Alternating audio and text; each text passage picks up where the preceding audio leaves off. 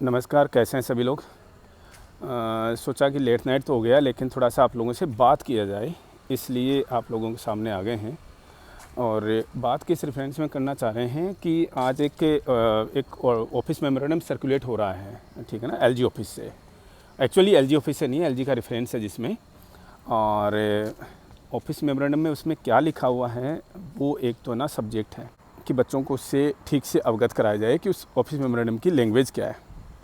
Actually दिक्कत क्या है, यूट्यूबर्स जो हैं अलग अलग ऑब्जेक्टिव्स हैं उनके भी ना, बता दिया कुछ भी, ऑफिस मेमोरेंडम में कुछ लिखा हुआ और उसको कुछ भी बता दिया कि साहब इसका मीनिंग ये जी। एंड हम नहीं कमेंट करेंगे कि किसको क्या पढ़ना आता है या नहीं आता, लेकिन हम आप लोगों को क्लियर कर देना चाहेंगे कि इसका मीनिंग क्या है एक्चुअली ना। सबसे पहली बात तो एलजी का आदेश है कि लेफ्टिनेंट गवर्नर वही है।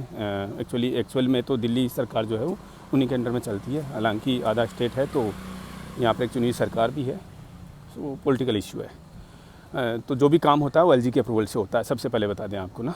तो 17,256 पोस्ट के लिए जो चीज़ें चल रही हैं वो क्या हैं, एलजी साहब ने बोला है कि साहब जितनी भी पोस्ट वैकेंट हैं उनके लिए रिक्रूटमेंट जो है वो एक्सपीडाइट की जाए।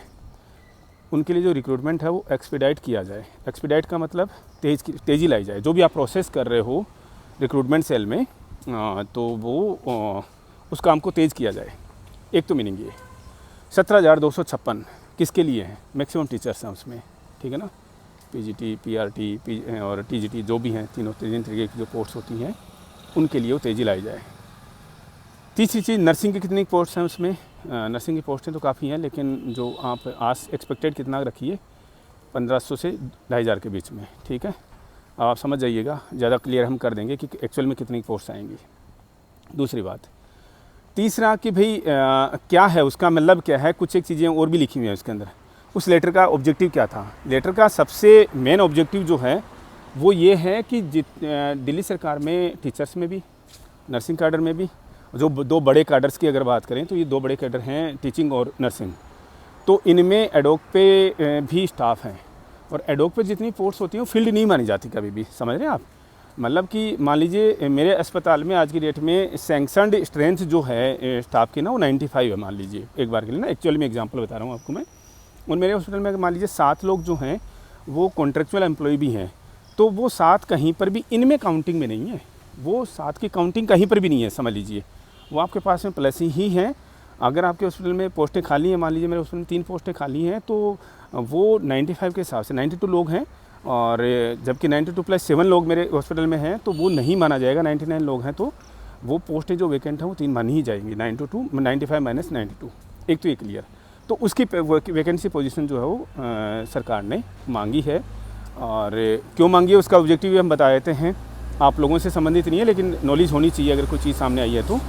एक्चुअल में क्या है कि दिल्ली सरकार ने आदेश दिया था, अभी 2 साल पहले का आदेश है, जून 2020 का, कि जितने भी कॉन्ट्रेक्चुअल एम्प्लॉइज़ हैं उनको क्या किया जाए, रेगुलर किया जाए, क्या किया जाए, तो नहीं किया जाएगा। वो सरकार, मतलब वो सरकार नहीं चाह रही उनका।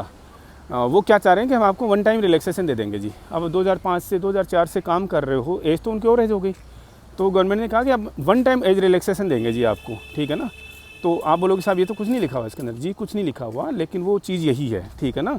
वो इसी, अब हर एक चीज़ तो हर एक ऑफिस मेमोरेंडम तो उसमें आप एक्सप्लेन किया नहीं जाएगा, वो उसके लिए किया गया है कि कितनी वैकेंसी पोजीशन है उनके अगेंस्ट में, तो वन टाइम रिलैक्सेशन उनको दिया जाएगा जो भी एडोक पे कॉन्ट्रेक्चुअल एम्प्लॉय जो काम कर रहे हैं। दूसरे पॉइंट, तीसरी बात आते हैं अपनी बात पे। भाई हमें फ़िलहाल तो देखो किसी ने इससे मतलब नहीं होना चाहिए, हमें अपने आप से मतलब होना चाहिए।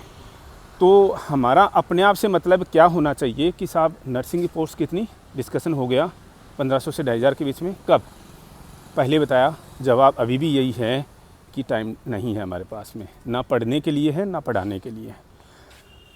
आप बोलोगे साहब पढ़ाओगे नहीं तो पढ़ाएगा कौन जी, फिर मतलब पढ़ेंगे कैसे।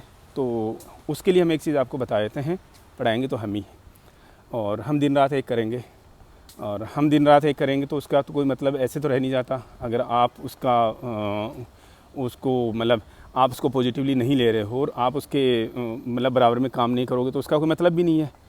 लेकिन हम अपनी तरफ से मेहनत करेंगे, पूरी मेहनत करेंगे और सब कुछ देंगे आपको, ठीक है। बच्चे बोलते हैं सर हम तो आपकी सारी क्लासेस देख रहे हैं, हो सकता है सर नोटिफिकेशन नहीं आ रहा आपके पास में, वो यूट्यूब का इश्यू हो सकता है, या आपका पर्सनली आपने सेटिंग जो कर रखी है। इसके लिए हमने एक चीज़ और कर दी है आज से, जो कि कल से 2-4 तो शायद मैडम ने अपडेट भी कर दिए होंगे।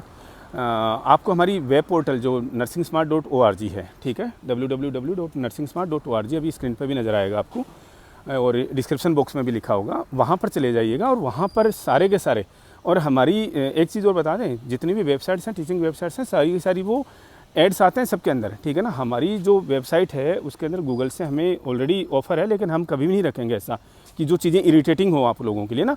हमारी वेबसाइट 100% एड फ्री है, आपको अननेसेसरी कहीं क्लिक हो गया इधर उधर लेकर के जाएगा तो ऐसा कुछ नहीं मिलेगा हमारी वेबसाइट पे आपको।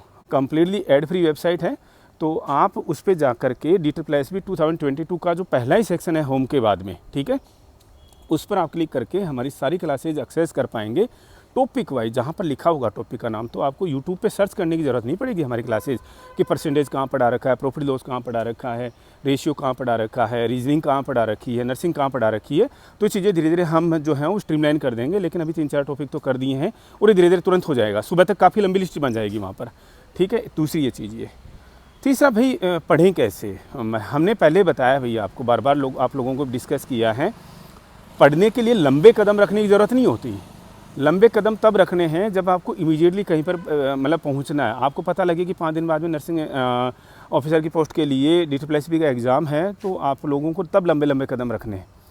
अभी वो लंबे कदम रखने वाली, उतने लंबे कदम रखने वाली सिचुएशन में आप नहीं हो। हमेशा छोटे स्टेप्स रखने चाहिए।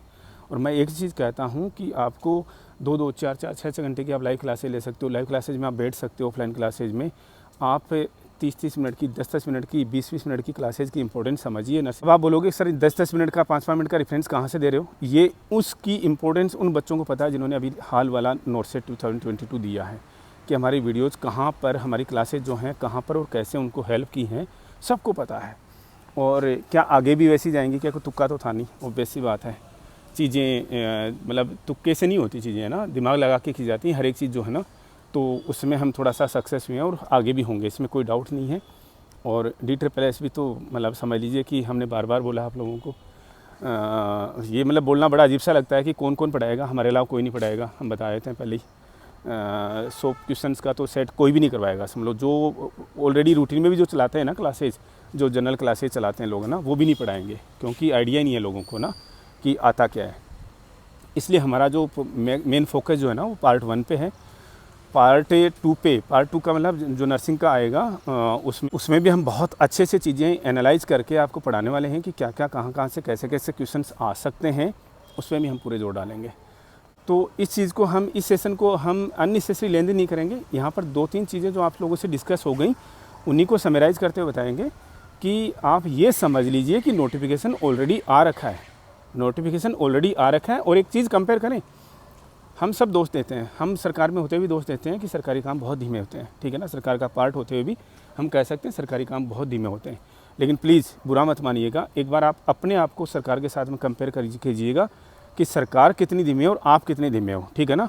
और उस कंपैरिजन में आपका पलड़ा जो है थोड़ा सा हल्का है। फिलहाल सरकार जो है ना, सरकार का काम आपसे तेज़ है। सरकार आपकी फोर्स के लिए बहुत तेज़ी से काम कर रही है कि किसी भी तरीके से नर्सिंग ऑफिसर की रिक्रूटमेंट जो है वो जल्दी से जल्दी हो सके। उसको लेकर के शायद आप सीरियस नहीं हो, आप टॉस पे काम कर रहे हो, हेटेल पे काम कर रहे हो कि जिस समय ये टॉस होगा और एक्चुअल में होगा, टीवी पे हमें डिस्प्ले होगा, तो जा कर के हम ये जो तैयारी जो है शुरू करेंगे। बहुत देर हो चुकी होगी। बेहतर होगा कि आप और कोई प्रिपरेशन कर सकते हैं, क्योंकि DSSB में वो चीज़ें नहीं चलेंगी। हमने पहले बताया आपको बार बार, नोटसेट का फार्मूला नहीं चलेगा, 1 महीना 5 दिन वाली तैयारी वाला फार्मूला नहीं चलेगा। DSSB में डेडिकेटेड प्रिपरेशन चाहिएगी आप लोगों की। तो एनीवे, अननेसेसरी सेशन को लेंदी नहीं रखेंगे हम, और जो भी चीज़ें हैं वो हमने बोल दी हैं। आज की हमारी सेशन जो है, मैं डिस्क्रिप्शन बॉक्स में लेटेस्ट जो सेशन हमने करा रखे हैं आप लोगों को, वो हम यहाँ पर डिस्क्रिप्शन बॉक्स में लिंक डाल देंगे। ज़रूरत नहीं है वैसे। और सॉरी, काफ़ी बच्चे हमसे जुड़ना चाहते हैं व्हाट्सएप से, टेलीग्राम से ना, काफ़ी बच्चे। तो इन रिसेंट में 2-4 महीने में हमने, 2 महीने में शायद हमने जो लिंक में ना हमारी कॉन्टैक्ट डिटेल्स नहीं डाल रखी।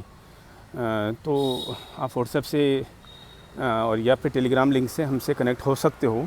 अब से जो हम कंटिन्यू कर दिया करेंगे, जो कि ताकि बच्चे जो हमारे नंबर जो है एक्सेस कर पाएँ। बच्चों को काफ़ी मशक्क़त करनी पड़ती है नर्सिंग स्मार्ट के गूगल पर नंबर ढूंढने में, हालांकि मिल जाता है, लेकिन फिर भी अब ये मशक्क़त नहीं करनी पड़ेगी आप लोगों को। इसके साथ में एक चीज़ और कहेंगे कि अननेसेसरी, देखो कोई प्रेशर नहीं है आप लोगों के ऊपर हमारी तरफ से कि नहीं साहब हमसे ही पढ़िए जी। अगर आप लोगों को लगता है हम अच्छा पढ़ा रहे हैं, अच्छी चीज़ें बता रहे हैं, अच्छी मेथडोलॉजी से बता रहे हैं, तो आपको पढ़ना चाहिए।